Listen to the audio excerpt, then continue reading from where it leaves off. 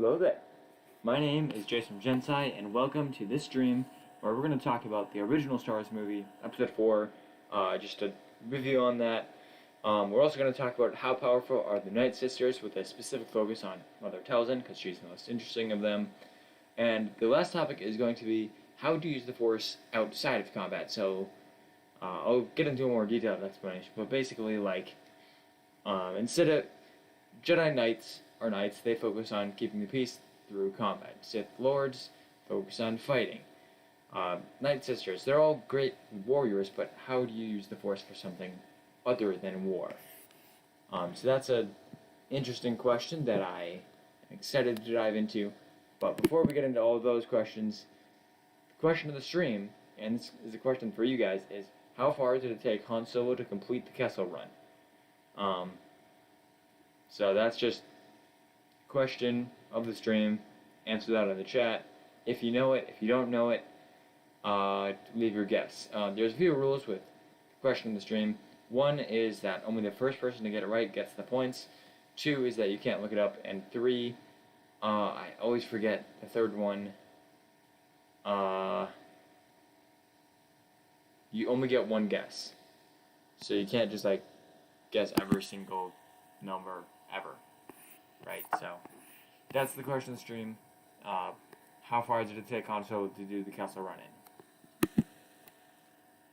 A New Hope is the original Star Wars movie. And it's the movie that started off the legacy of Star Wars as this massive blockbuster, every time a movie comes out it's an event type of franchise, I guess. And it went from one movie to, 11 movies now? Is that right? That's right, 11 movies now, 4 TV shows, I suppose 12 movies if you count the Clone Wars movie. Yeah. Then there's a whole bunch of books, a whole bunch of comics. It's an entire franchise now, but Episode 4 is the one that kicked it off. So I'm going to review this movie, and it is 43 years old now, so it's an old movie. Does it stand up? How does it stand up to movies today? And I'm going to be reviewing just all my thoughts about Episode 4. So to start off, I think it does hold up to movie standards in some ways. I think it's a better story than it is graphically impressive, but I think it's more so the choreography isn't as good in Episode 4, because with the special editions and all that, George Lucas was able to go back and fix a bunch of stuff. He just adds a whole bunch of more atmospheric stuff. Sometimes adds things that don't really make sense, Greedo shooting first. Greedo missed from that close, I guess. Then he also added McClunky. There's a whole lot of stuff that gets added in the special editions that helps it. And sure, it's still an old movie. The lightsabers look a bit weird. The TIE fighters look a bit weird. Some of the shots look like they're drawn or whatever. And I'm not too much into the technical aspects of making a movie. But the choreography, that's something that I'm not an expert in it. I don't have any professional studies or anything, but I feel like it's easier for me to understand. One, because I focus on it so much. Look at my channel, it's all about it's a Star Wars Versus series, so I need to be able to analyze these fights, and by just analyzing them, I can come up with opinions on the choreography and if it's good or if it's bad, if it reflects characters, if it doesn't reflect characters. In my opinion, the choreography of this movie is rather lacking, because, and it's not even just the lightsaber duels, it's all of it, from the ships fighting to the people shooting blasters, and the lightsaber duel, yes, is a bit outdated. And it's because the technology that was used to create the effects is getting in the way of the actual fighting. Vader's suit is probably pretty difficult to move in. I'm blanking on his name. Obi-Wan Kenobi is an old man. Who plays him though? It's this is the kind of thing that I'm not good at remembering. Alec Guinness, yes, that guy. That guy, he's kind of old, so he's not going to be able to do flips like Obi-Wan in the prequels could, even though through the Force he should be able to, as we see with Yoda. Um, then there's like Han Solo and the Stormtroopers running around, and they have them have helmets on, and they're like shooting everything, and they add smoke so that you can't really see. And it's part of that is also George Lucas is still fleshing out his ideas of what the combat is like. There's a lot more smoke in this one than there is in like Empire Strikes Back. There's some more smoke, but you get to the prequels and it's like no smoke. You get to the sequels and it's still like no smoke. But in the originals, it's like pretty smoky. Every blaster shot, especially in this one, just has a huge cloud of smoke, which I prefer less smoke, just because it makes it easier to see what's going on. It makes it look like they're not like just creating a mess to make it hard to see that. Because if it seems like they're covering up the fact that it's a movie when they're just spewing smoke everywhere, I guess, it just pulls me out of the movie sometimes. Speaking of getting pulled out of the movie, this episode 4 has a few shots in it where it's like, did we really need to see that? And it's usually like in between key moments, and it just shows like the Millennium Falcon flying from place to place. I remember one specifically, it was between the Death Star and showing up in the Death Star arriving on Yavin 4, and it's like, it shows Yavin 4, and then the Millennium Falcon goes across the screen, and then it shows the moon, and it shows the Millennium Falcon going across the screen, and then it shows a forest, and it shows the Millennium Falcon coming towards the camera and flying over it, going across the screen, and it's like, and the whole thing takes like 20 seconds, and it's like, well, did you really need that in the movie? Like, you could have, I don't know. I just don't really notice scenes like that in the other movies. I don't know, like, showing up to planets is not really that interesting without music, without, like, any other traffic, I guess. So, I don't know, stuff like that just stuck out to me sometimes. Then there's, what else is there? I'm trying to think. There's the, okay, I'll talk about this real quick. The trash compactor scene is a good scene. I personally don't like it. I don't know what it is, but something about them, like, just getting covered in liquidy sewage water or whatever it is there is just not really the kind of story I find that interesting, I guess. But I don't really have any complaints other than I don't like it. I'm fairly confident it's a good scene technically and according to most people, but I don't know, I just don't like it that much. One thing I do like is the magnetically sealed walls. That's a very interesting concept, and you see that later in The Mandalorian. And I just think it's a cool concept. Not sure why they have that for their trash compactor rather than, like, I don't know, like, give your stormtroopers shields. That'd be pretty cool. But who knows why they do what they do in Star Wars. I'm going to talk about characters for a bit. So, and this is where I think, getting away from, like, the choreography and the video effects, the VFX, that's when A New Hope really starts to shine in the biggest way. It isn't even through its plot, it's through its characters. I'll touch on the plot a bit first. The plot is, it makes sense. There's not many plot holes, it's an interesting plot. There is some things like, if Leia knew she was getting tracked, why didn't she, like, take a pit stop at some other planet and, like, look over the ship for trackers? Like, what are you doing? You just led them right to the rebels. Then there's some other things I'm sure you could nitpick. I mean, if you've seen those, like, few, like, hour-long videos breaking down the sequels or the prequels, you could go through the originals that way too, and you could pick apart the movies and make them seem like the stupidest thing ever. Um, but overall, it's a good plot, and it makes a lot of sense, and it builds on these characters. So you've got Obi-Wan, and he's like this old wise guy, and as we know from the prequels, he wasn't always like that. You get to see him kind of grow up throughout the Clone Wars and that stuff.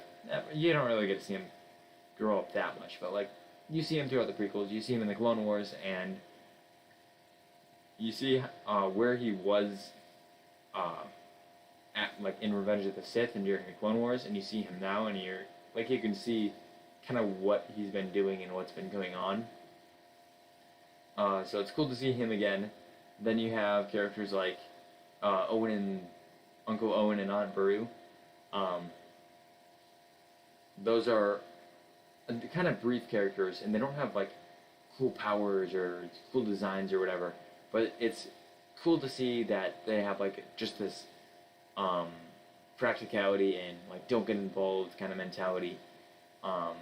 And not like a don't get involved like a DJ type character or like a scoundrel, but like a just live your life, be a farmer. Like, you know, it's why seek adventure when you could just be, you know, it's like a standard civilian, I guess.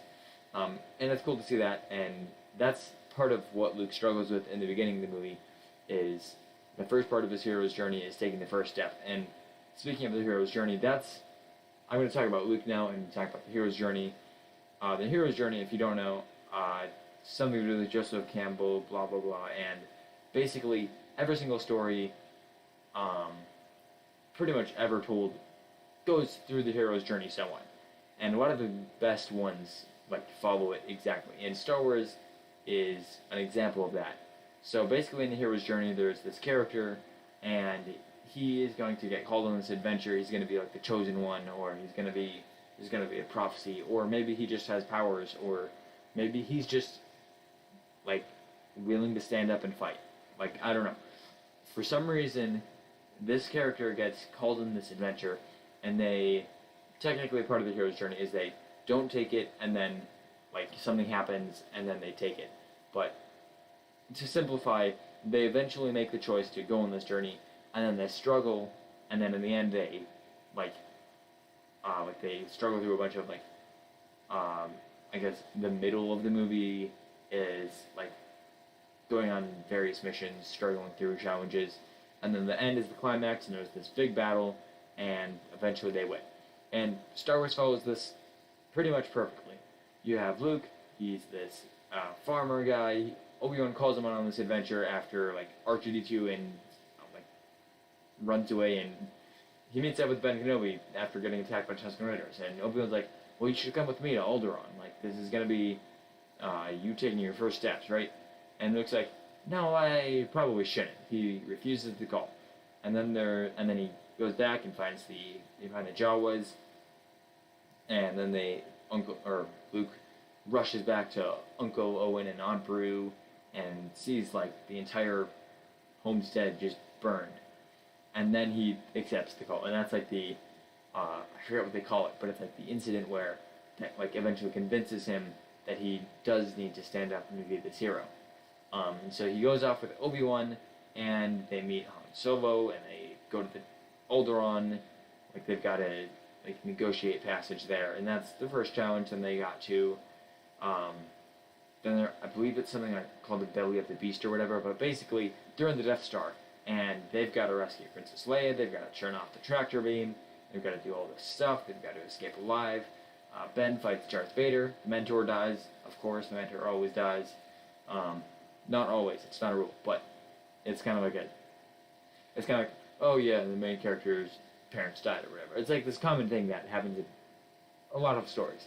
The Mentor character dies, and Luke runs off, and they fight one last swarm of TIE fighters, only 4 of them, and then they go back to the Rebel base, and then you have the climax where, like, X-Wings and Y-Wings, they go up against this giant Death Star, and it's like, there's no way they're going to beat this, but then they have this one little weakness that they've got a shot to do it, and Luke manages to do it after many struggles of many pilots dying and all that kind of stuff.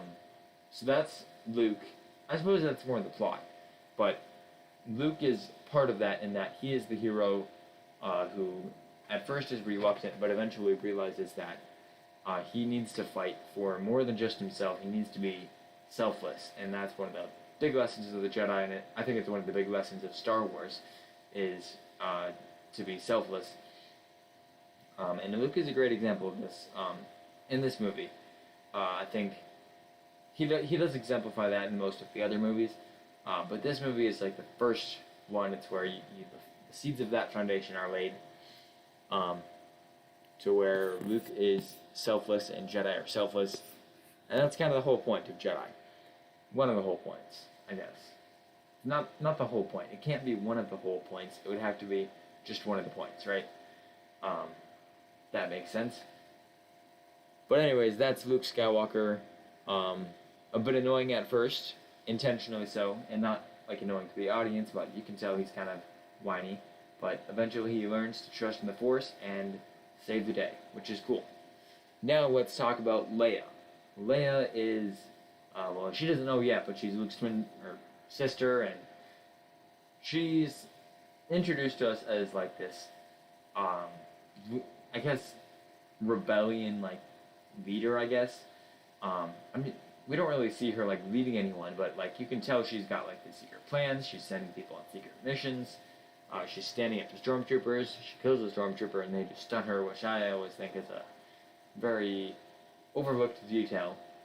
And also, yeah, maybe I'll probably get to that in a different live stream. The morality of the Empire, not the morality, but just the idea that the Empire is a better governmental structure for the galaxy, because it's not one country, it's an entire galaxy.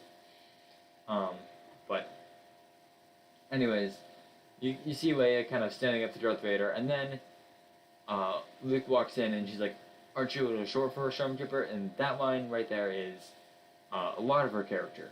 Obviously, there's more to it than one single line, but that line is if you had to give a summary of one line, that's a decent line to choose for Leia. And it's kind of just shows her attitude of doing stuff herself, of getting herself out of trouble and into trouble. Just a take charge attitude, befitting someone who, like, Leia is such a heroic character because she is willing to do what it takes to take command, I guess, is the best way to put it. She's a very good commander.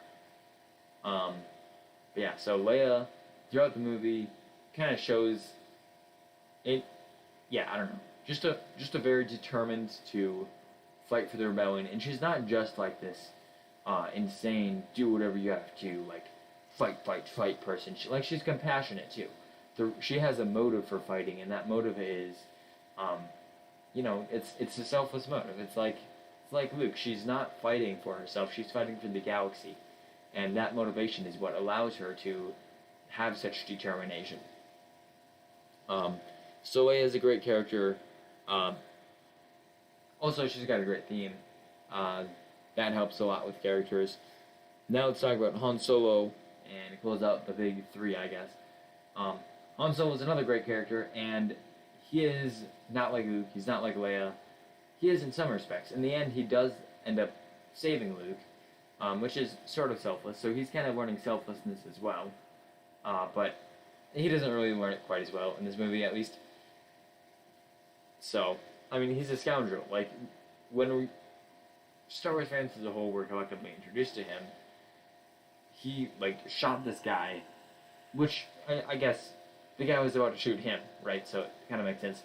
And even in the special editions, the guy, like, I guess shoots a warning shot, or I guess he has terrible aim. Like, it must have been a warning shot, and Han Solo just shoots him. So he's kind of like this, do whatever you have to. He's not like Leia where he's fighting for a cause. He's fighting for himself, and throughout the movie he's reiterating that point over and over, which he kind of disproves himself every time he saves someone else. So, Han Solo, another great character. Another great character who's often overlooked is Chewbacca. Honestly, Chewbacca doesn't really have that much of a personality. But he does have a cool character design, and like Wookiees are awesome. And he does have personality, because he can't talk. A lot of his like his personality isn't as evident as Han Solo, and it's like Han Solo's interpretation of him is almost part of the character. It's almost part of his personality. Just seeing Han Solo's reaction, because that's how you know what he's saying and how he's saying it. I mean, you do have like the voice, or I guess I don't know, just the sound of the growls changes, and you can kind of tell his mood. But based on Han Solo's reaction, you kind of tell what he's saying, how he's saying it, how that relates to what he said in the past, all that kind of stuff. So Chewbacca, another great character, dependable is the word I would use for him, and you see that in this movie. As he's just always there for Han Solo, he's always chasing after him, making sure he's not there, or making sure he's okay. I mean, it's not like he's like I guess just like a loyal dog, like chasing after Han Solo, but it's like he's loyal to his friends. So he's dependable and loyal in that sense. Not mindless. Yeah, so there's Chewbacca, then there's also Darth Vader. And Darth Vader, honestly, in this movie, he's a bit, I don't know what to say, because, like, on the one hand, he's super imposing, and, like, he has this, like, menace to him with how he moves. But on the other hand, he doesn't really have that much, like, backstory explained, or you don't really get to see his personality much. Like, he speaks like a robot, very flat. But through his actions, I guess, you can kind of tell that he's this dominating force. Like, you know, he's powerful, and yet he obeys Tarkin. So he has control. He fights Obi-Wan. He's confident. But most of him, well, maybe not most of him, a lot of him in this movie is just his costume, which is super menacing, and how they introduce him. He has a stormtrooper shootout, like a bunch of rebels, and then he walks in, and it's like dun dun dun dun, with that original Imperial motif. So yeah, there's Darth Vader. What do you think of all the things I'm saying? Luke's like this, going on the hero's journey. Leia as this determined character who's fighting compassionately for the rebellion. Han Solo is this scoundrel who's learning to be more selfless. Chewbacca is a dependable and loyal to people. Vader is terrifying. How do you see these characters? How would you describe them? Do you agree with those descriptions? Leave your thoughts in the comments or in the chat. I'd love to hear it and discuss it. But another thing I want to mention is the stormtroopers. And a lot of people say stormtroopers can't shoot. But in this movie, well, they do miss sometimes, but there is an explanation. So, in the original, like, the first fight you see the stormtroopers in, they utterly destroy the rebels. Like, the rebels, like, run away after, like, 10 seconds. It's not much of a fight. It's more just a takeover. So the stormtroopers are clearly shown to be, like, excellent fighters. Then you see Obi-Wan, like, pointing out how the stormtroopers, like, blasters are, like, super precise, which, honestly, like, how do you make it look precise or how can you tell it's precise if they're trying to make it look like it's not precise? So I think a better interpretation of that line is actually that their blasters have, like, maybe a more precise shooting, I guess, than the Sand People, which would make sense. I believe Sand People use slug thrower, so you would probably be able to tell the difference. And if not, like, different blasters have different, like, energy levels, energy concentrations, all that kind of stuff. So he's probably talking more about the blasters. But moving on from that point, then in the Death Star you see, and this is really the only other time you see them, but they're always missing the heroes, right? However, after they get in the Millennium Falcon and are running away, Leia's like, well, they probably put a tracker on us, That's the only explanation for our ease of escape. And that kind of shows that, it does turn out that they did put a tracker on. Tarkin and Vader discuss that, and then the Death Star shows up like a minute later, with no other explanation. So there is that. Basically, the whole theory behind this is the Stormtroopers were trying to miss, which I think is a great theory. It explains a lot until you get to the TV shows, which kind of ruin that theory. But at least it works for now. There is another theory about why Stormtroopers always miss, and it's actually mentioned in this movie. Luke is like, I can barely see out of this helmet, which there you go, that would explain why Stormtroopers always miss. Yeah, it doesn't really explain why the Rebels lost so easily to them in the beginning. Maybe the Rebels have, maybe all the Rebels need glasses. I'm not sure. Yeah, I think overall, just my general thoughts in this movie are, it's a good movie, but, I'm so used to it, it's hard to, it's hard to describe it, because it's almost like my measuring stick for other movies, because I'm just so used to this movie as, the original Star Wars movie. And it's probably not the movie I've seen the most times, but it's, the first one, so it's hard to not, compare it to others in this, oh, it's the original, how does the sequel change it, or how does the prequel change it? But overall, I'd say it's a great introduction to Star Wars, and just a good movie, good enjoyable movie. Good music, good action, mostly. Good plot and good characters, definitely. It clearly had a lot of inspiration from the hero's journey, which I think benefits it a lot. So with that, what are your thoughts on A New Hope? Is it okay, how about this question? How do you rank it among the other Star Wars movies? Is it top 3, top 5? Is it the best? Top 2? Where does it rank among the Star Wars movies? So leave your ranking of Episode 4 in the chat or in the comments. While you do that, I'm going to think of my rating, which is, I'd say, let's see, probably about 4th. I'm not quite sure. Maybe 3rd, 4th, 5th. Somewhere around there. So 4th favorite Star Wars movie, let's go with that one. The original Star Wars movie, good movie, of course, it's a Star Wars movie. Leave your thoughts in the comments or in the chat.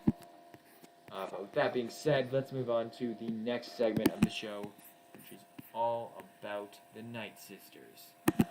And so, how powerful are the Nightsisters?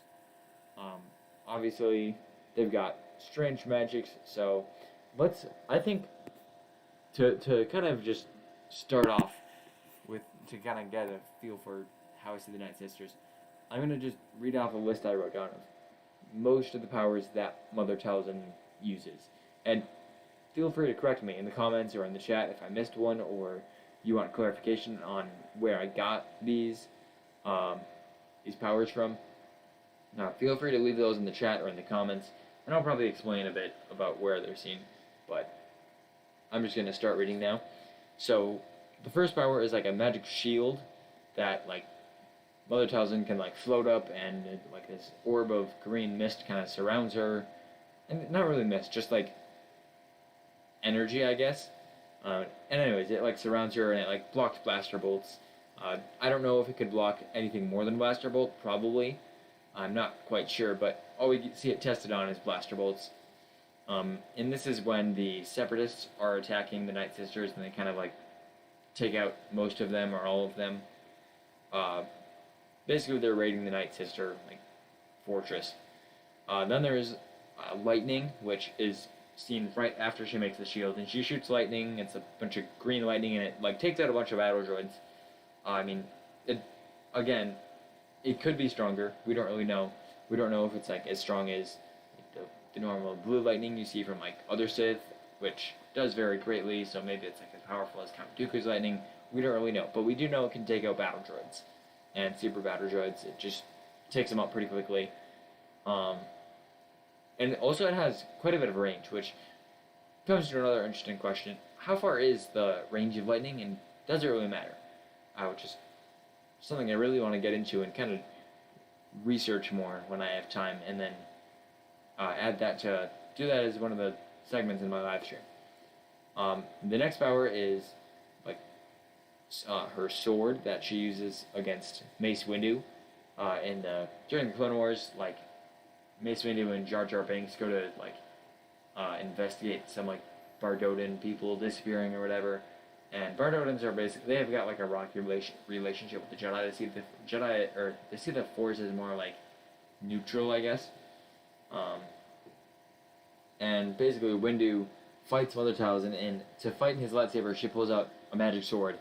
It's got like a fiery blade with I don't know. It's like super wide, so it's hard to get like close enough. I don't know. It's hard to describe in just words, but it seemed pretty powerful. Didn't have too much reach. But another power I do want to mention now is strength and speed, which is unconfirmed. We don't know if like the Nightsisters, if their strength and speed comes from the Force or like just normal biology or natural biology. We don't really know. But Mother Talzin is able to keep up with Windu at least for a little bit, which is somewhat due to her sword, but clearly she has some like strength enhancements in order to keep up or to match Windu's blade lock. Speed enhancements probably too, and we see Nightsisters doing flips and stuff, and I don't know. So I would guess that they have enhanced speed and strength through the Force, and that's something that all Nightsisters seem to have. Maybe not on the same level as, say, like Ventress, but at least on the same level as like Mother Talzin, it seems. The next power is telekinesis, which is seen when she's like repairing Maul's legs, which again, while repairing Maul's legs, she also seems to be able to melt metal, which kind of makes sense. You have other powers like telekinesis and force lighting, and they're all like energy, like production. You just force push, boom, energy into your target. So melting metal is kind of a basic extension of that. I mean, it's pretty hot, but like we don't know what metal it is. It could have a low melting point. Anyway, she melts metal and lifts stuff and moves a bunch of wires and basically builds a pair of legs using telekinesis. So we don't ever see her like lift anything super big, like no Senate pods, no X-wings. We don't ever see her like force pull something really quickly, but like we see her do some very intricate stuff like building legs. And obviously I also mentioned melting metal. The next power is like her, and this is the whole thing with like Savage Opress, is they were able to like knock him out basically, like basically instantly. They would just like touch his forehead and he falls asleep basically. And actually interesting connection, we see Kylo Ren use this ability on Rey in The Force Awakens, which is very interesting and makes me wonder if there's any connection there. Probably not, at least not officially, but it's just an interesting thing that I think if someone wanted to retcon into canon, that'd be great.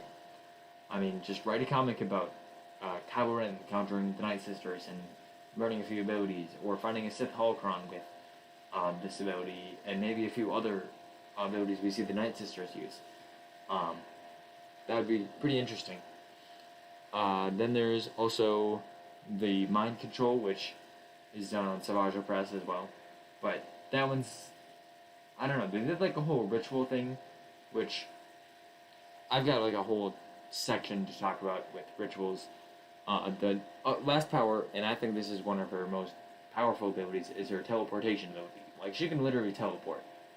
That's an incredibly useful, incredibly powerful ability. So,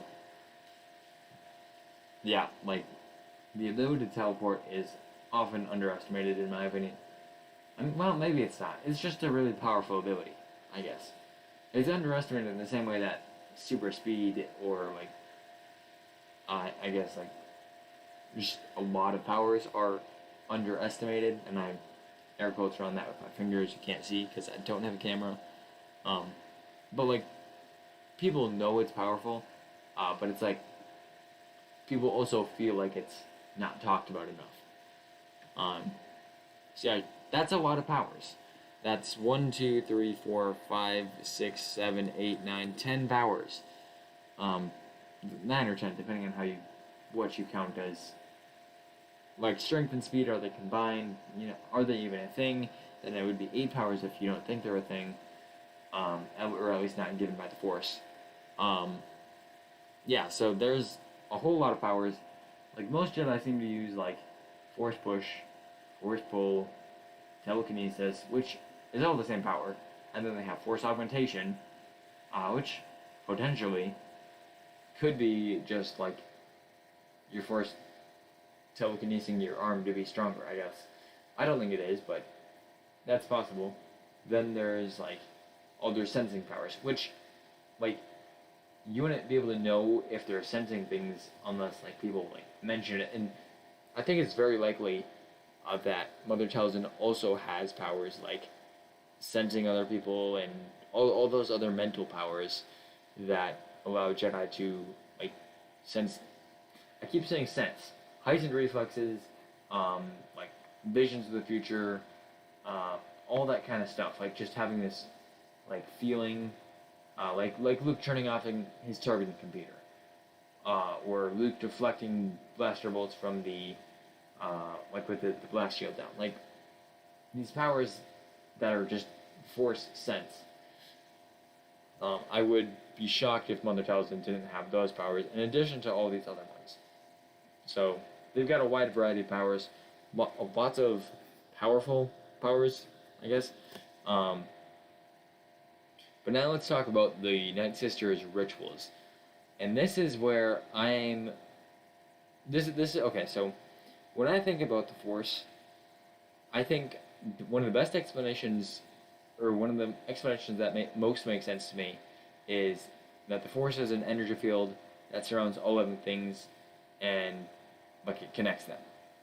And basically, what this allows Jedi to do is to access this like field of energy and be able to manipulate it and like push energy into objects, and that's a Force push, or push energy into themselves and Force augmentation. They're faster and stronger. And then it also connects everything, and so they can like sense when Alderaan blows up. Like they have these powers that stem from this. Like, I guess it's two ideas, but like they have these two kinds of powers. They've got Force sensing and like Force energying. But then you get the Nightsisters, and they're like using locks of Count Dooku's hair and like chanting, and they've got like green mist everywhere, and it's just a bit confusing to me about how they're using the Force so differently than other people. So if you've got any like ideas on that kind of explain that better than just, I guess they're just weird, please leave those in the chat and in the comments. I would love to hear all your thoughts about that. But for now, what I basically think is, well, you've got shield, lightning, sword, strength, speed, telekinesis, melting metal, knockout / mind control, and teleportation. That all fits pretty well. The rituals are more so to just kind of cement the things that are about to happen in the head of the person who's doing it. Because another comment that I think explains more of the power of the Force is when Yoda lifts up the X-Wing, and Luke is like, I don't believe it. And Yoda's like, that is why you fail. So, by that logic, if you believe it can be done, it'll be done. Like, so, does that mean you can lift anything with the Force? I'm not quite sure. But if it's all about belief, that would explain why people use their hands. Like, they don't have to, but it helps them. Like, it's a physical action you can do to help your brain comprehend that you're moving something that's like 10 feet away. So these rituals might be something like that. As for the mist, I'm not quite sure. It could have something to do with Dathomir. It could have something to do with the witches. Yeah, I don't really know. Maybe it's just like their Force is like corrupted somehow, and so you can see it like physical, like you can see it. Like most times you see a Force push, and it's just the object moves. It's like the wind. You can see its effects, but you can't actually see it. But maybe with Nightsisters, you can see it. Again, I'm not really sure. they don't really explain any of this stuff, and frankly, I don't know if they even know. And by that I mean like Disney. Something I've always wondered is, does George Lucas know how the Force works, like the same way like I know the basics of science, like oh, hot air rises, like electricity flowing through a wire is gonna make it heat up, like these things like. Does George Lucas know the Force like a science, or does he just kind of, that power would be cool, well, I'm going to add that into Star Wars? And same goes for like Dave Filoni and the rest of Disney. Do they like understand how the Force works? Do they have like a book? This is how the Force works. Or probably like a Google Doc or something, but you know what I mean. And that's something I've always wondered. So what do you think? Do you think they know how the Force works? Do you think it's like some concrete rule that they have in Disney? This is how the Force works, and like if you try and write a story, you got to make sure that, or if you try and make a new Force power, you got to make sure it aligns with how the Force works. But that's all I have to say about the Nightsisters. They're pretty powerful, but pretty weird. It's like I said, there's so many different powers they have, and it's so different from the other powers we see, like Jedi and Sith using. It's hard to understand like the differences, I guess, and what stays the same, and how powerful are they. But I think just by talking about it for, I don't know, like, well, how long has it been? 15 minutes? 10 minutes? Not really sure. But I think just by talking it, you get an idea of how powerful and how they can use their powers to do a variety of things. One last thing to note, it seems that the Nightsisters only ever have like one witch who can do a lot of stuff, so like I suppose maybe not one witch, maybe it's just rare, because like Ventress has the Force, she seems to use that pretty strongly, but she doesn't use it in the same way as Talzin, she's not trained for it. Then there's Talzin, and then there's the really old witch who does something and calls like up the dead. And then in the Jedi Fallen Order game, there is a witch who does powers. But most of the time, they just like use their bows. They drink potions of invisibility.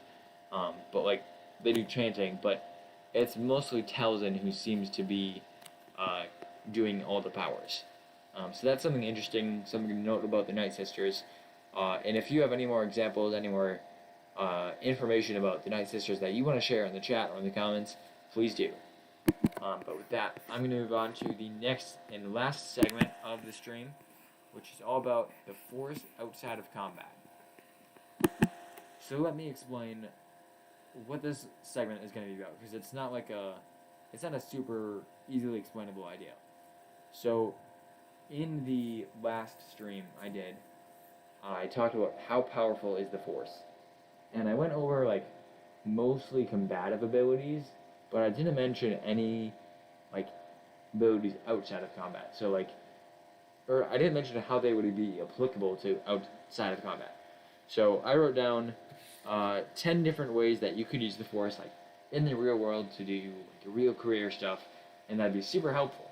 So the first one, or I should say the first section, is telekinesis. Like, telekinesis is such a, I guess, useful power. There's 3 main things you can do with it that, like, I mean, you can do more. Like, it'd be convenient, you don't have to walk across the room, you can pick something up, but I'm talking about, like, in career. You can see, maybe you can see, in the picture I have on screen, I have Star Wars with the wars crossed out. I've got like a stock market thing going up. I've got like a bunch of like medical scientists on the lower right and an engineer on the lower left, and the Force outside of combat covering pretty much everything, so it's kind of hard to see. It was kind of hard to cram everything into that little tiny screen while still making everything visible, but now you kind of know what I'm trying to go for. It's the Force like in real life careers type stuff. So using telekinesis to like pick up a broom or something, sure, it'd be convenient, but that's not really what I'm talking about. I'm talking about more like your career, I guess. So the first way you could use the Force in a career is just moving hazardous materials around. So that's like radioactive stuff, pretty much anything that you don't want to touch or you need to put gloves on to touch or just anything like that. You can just move it around with the Force, which is kind of the weakest one of these, honestly.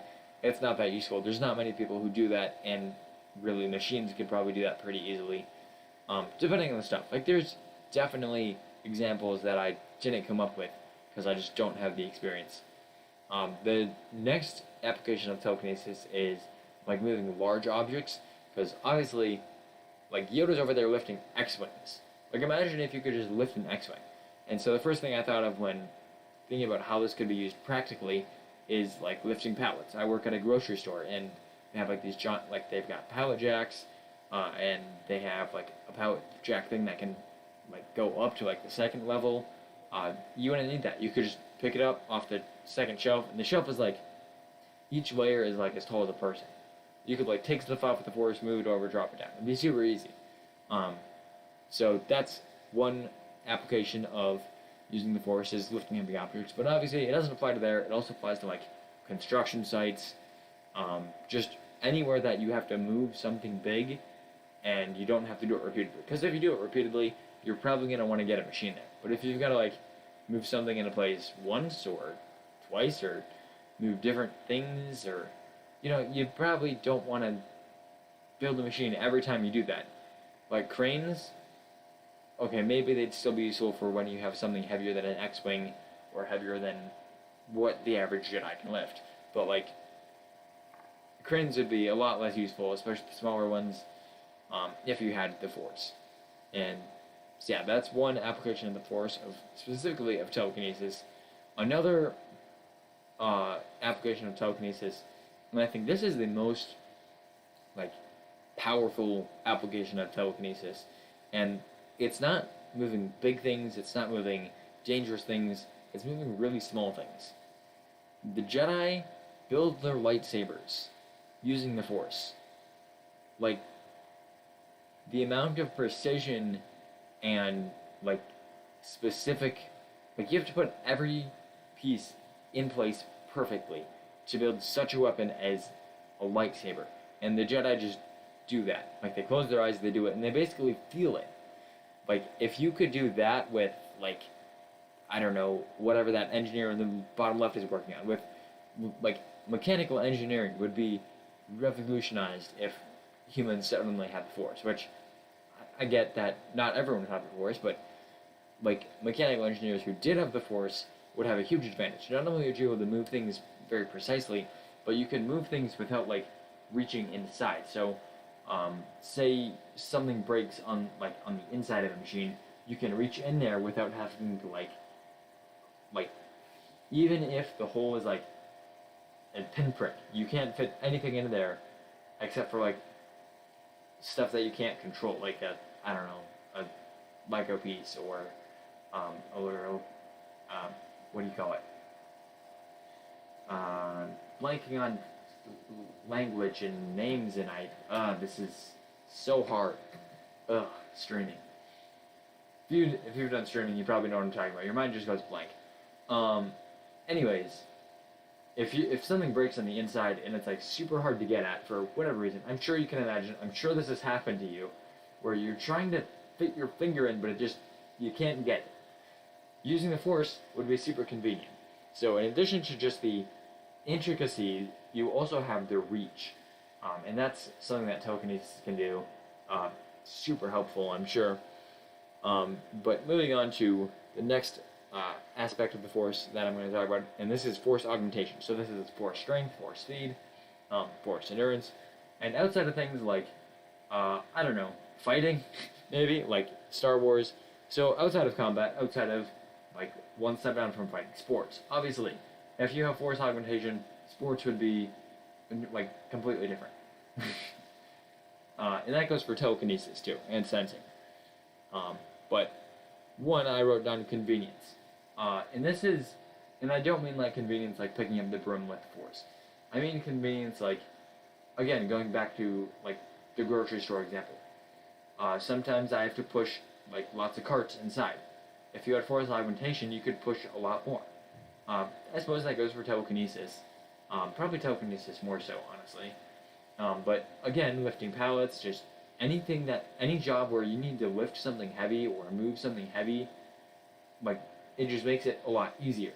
And that's probably a lot of jobs. I mean, sure, some jobs you're never going to have to, but most jobs you're going to, at least sometimes. And the Force would be very helpful with that. But jobs that I think would be specifically impacted by this are like firefighters. Policemen, yes, but again, the Force outside of combat, and policemen don't really like. They're not like fighting, but like at the same time, they're first responders who are trained in combat. They're trained to take people down as peacefully as possible, and sometimes they do have to resort to violence because there are some dangerous people. So I didn't really include policemen on the list because I think they're just disqualified for being fighters. But there's also like medics, like people who work in hospitals or like ambulances, basically, and they've got to get to people, gotta move people around. Like there's a lot of applications of jobs where you have to move stuff around quickly. Firefighters is a big example.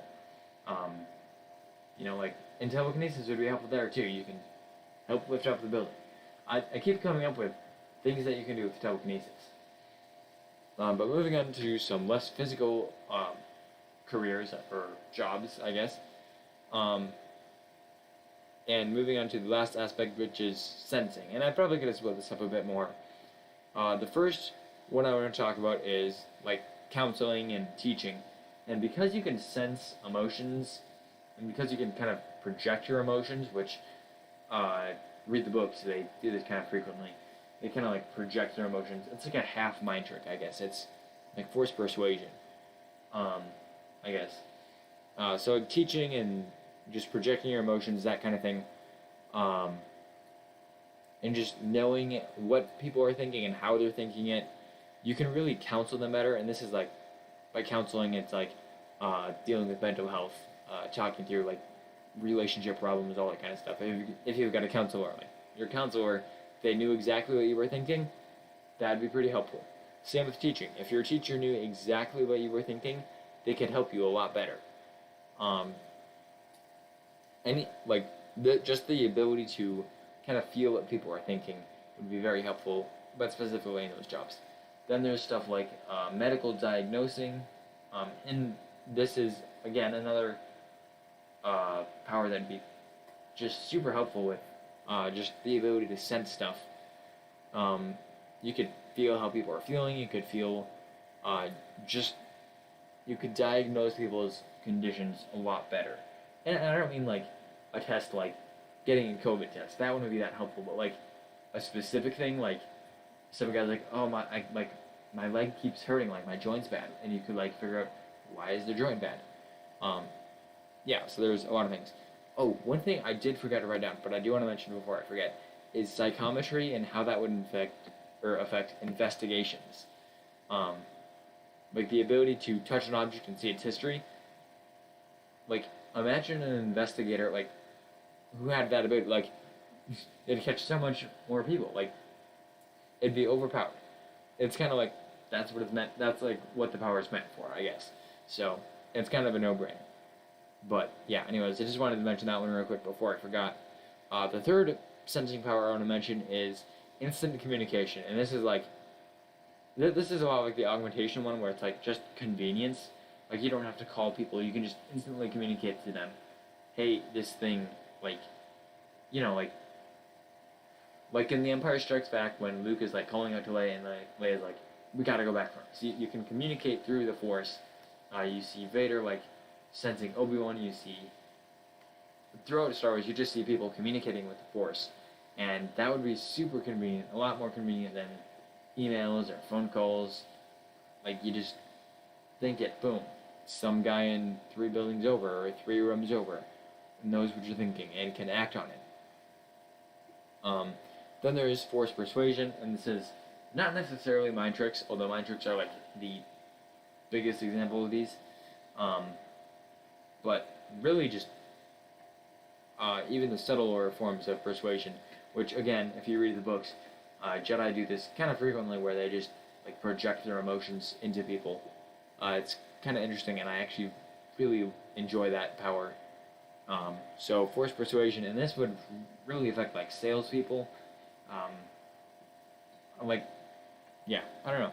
Salespeople would find this ability very useful. Obviously, if you're persuading people to buy stuff, it's a lot easier if you have force persuasion. But a huge one that I want to talk about is Shatterpoint, and how that would, like, using Shatterpoint and dealing with the stock market and knowing when to invest and all that kind of stuff. And honestly, I don't really know that much about like the stock market and investing and all this kind of stuff that you need like good timing for and all that. But I do know that Shatterpoint would probably be pretty helpful. So if you're a lot more educated than me about investments, about the stock market, and Bitcoin, I barely know what I'm talking about. I barely know these like 3 words that I just said. So if you've got more information about that, leave your thoughts and like how Shatterpoint and other abilities like this would impact like your life. So and not just for Shatterpoint, like what's your career and how would the Force impact your career? Are you like a veterinarian? Would beast control be super awesome? Like I don't know. Are you a medic? Like in Medicare or something? Do you work with medicine? How would the Force impact your career? For me, I think I'm in school now, but I do have a job at a grocery store, and I think for me it'd probably be just the convenience of moving stuff around. Like I could move stuff on shelves. Honestly, I'd probably like get kidnapped by like the FBI or something and brought in to like get experimented on. But like if it was common, like pallets would be a lot easier to move. I wouldn't have to be 18 to pull a pallet down from the second row. All this, it would just be a lot more convenient for me. But if you've got like a more specific job that the Force would help with, leave your thoughts about that in the comments or in the chat. But with that, I think that is all I've got for you. Why is this button not working? It's working. Yay. Okay. I think that's all I've got for you in this stream. Thanks for watching. If you are still here, make sure to leave your guesses for the question of the stream. And my buttons are not working very well. There we go. How far did it take Han Solo to complete the castle run? Leave your answers in the comments or in the chat, and you can get 10 points if you're right. Remember, only one guess. First person to guess is the only one who gets the points. No looking up, all that kind of stuff. But to recap this stream, we talked about the original Star Wars movie, Episode 4. I think it's a great movie. What are your thoughts on that? We also talked about the Nightsisters, how powerful are they, with a big focus on Mother Talzin. Pretty powerful, of course. I mean, every time I come to this question, it's like, how powerful are the Nightsisters? And I feel like giving a number. Like, you ask, how long is this pen? Oh, it's 6 inches. How long is this string? Oh, look. It is like an hour. Like, the question how implies like a number, but I say like, how powerful are the Nightsisters? And I'm like, what? They're 7 watts. Like I'm not really sure, which always trips me up every time I like come to this part of the stream. Then there's the last topic we talked about was the Force outside of combat.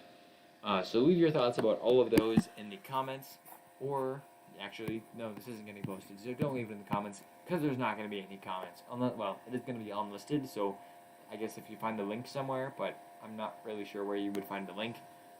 But anyways, feel free to leave any critiques, compliments, and questions you have about the video, and about Star Wars. But with that, I'm going to end the stream. Kind of, because, I mean, there's some lag, so, like, if as I'm saying I'm going to end the stream, you could hear that and be like, oh, quick, let me type in the question, and it'll be 30 seconds before it gets to me, so, but, like, now I'm kind of just stalling to see, if, bye.